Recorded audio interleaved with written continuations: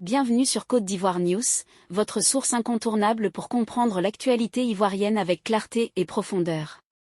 Aujourd'hui, nous plongeons au cœur d'une Côte d'Ivoire en ébullition, à 3 mois de l'élection présidentielle d'octobre 2025. Au centre de l'actualité, le départ du président Alassane Ouattara pour Paris, ce mercredi 13 août 2025, dans un climat politique explosif. Pourquoi ce voyage? Quels enjeux pour le pays? Restez avec nous pour un décryptage captivant, digne des grands journaux télévisés. Mercredi matin, l'aéroport international d'Abidjan était sous haute surveillance. Alassane Ouattara, président de la Côte d'Ivoire depuis 2011, a pris un vol pour la France, accompagné d'une délégation menée par le Premier ministre Robert Begré-Mambé. Selon un communiqué officiel de la présidence, ce déplacement s'inscrit dans le cadre de visites privées régulières en France. Mais ce voyage, présenté comme anodin, soulève des questions. Aucun agenda détaillé n'a été publié, mais des sources proches du palais présidentiel évoquent des contrôles médicaux, des rencontres personnelles et des consultations stratégiques sur la présidentielle à venir.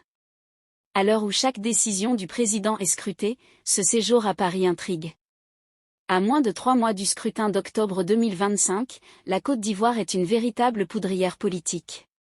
Fin juillet, Alassane Ouattara a annoncé sa candidature pour un 4e mandat. Une décision qui divise profondément. En 2020, le Conseil constitutionnel avait estimé que la nouvelle constitution de 2016 remettait le compteur des mandats à 0, autorisant Ouattara à se représenter. L'opposition dénonce une violation de la Constitution, qui limite les mandats à 2. Ce désaccord juridique alimente une crise majeure. La situation s'est encore envenimée avec la radiation de figures emblématiques de l'opposition des listes électorales. Charles Bleu Goudet, Guillaume Soro et Tidjane Thiam. Ces exclusions, basées sur des décisions judiciaires contestées, ont provoqué un tollé. Le 9 août, une marche massive organisée par le Front commun PDC-RDA et Papassi a secoué Abidjan.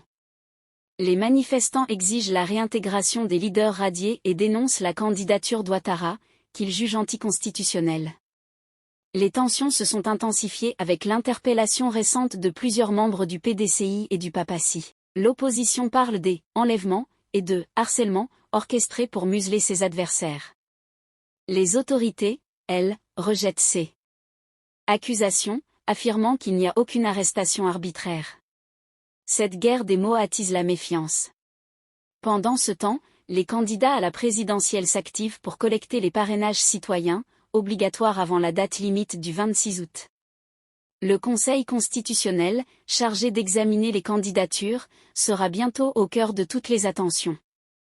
L'opposition ne désarme pas. Ce samedi 16 août, le Parti des peuples africains Côte d'Ivoire, Papassi, organise un grand rassemblement à Yopougon, bastion populaire d'Abidjan. Laurent Gbagbo, figure de proue de l'opposition, devrait y lancer un « d'ordre clair » pour exiger sa réinscription sur les listes électorales et réclamer un dialogue politique inclusif avant le scrutin. Ce meeting s'annonce comme un tournant. Face à un pouvoir déterminé, l'opposition joue une carte décisive pour mobiliser ses partisans.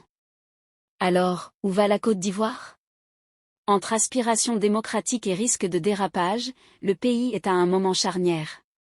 Le rassemblement de Yopougon, les décisions du Conseil constitutionnel et les mouvements de l'opposition seront déterminants. Sur Côte d'Ivoire News, nous suivrons chaque développement pour vous. Et vous, que pensez-vous de cette crise? Laissez vos commentaires, abonnez-vous pour ne rien manquer. Si ça vous a plu, n'oubliez pas de vous abonner et de cliquer sur la cloche de notification pour ne pas rater mes prochaines vidéos.